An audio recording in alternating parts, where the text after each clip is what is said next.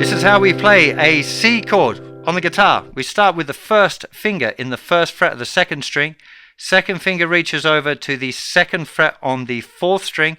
Third finger goes down in the third fret of the fifth string and hopefully just touches the thicker string there to mute it.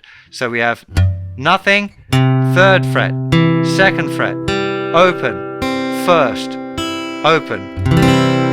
Biggest problem with this chord is that people try and play it too square on like this. When you try and play it square like this, it's really awkward to get the fingers to stretch apart like that. It's possible, but it's well awkward. Whereas if you see now I'm angling my fingers, it's kind of easy. It's just a reach rather than trying to spread the fingers like that. So try and just get the fingers in the right place and then angle the hand around so the fingers are pretty much touching each other there, and you'll find that you get a nice C chord that way.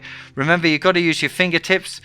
Third finger wants to mute that, but again, not laying over so much that it mutes the fourth string. So you've got to find the balance there.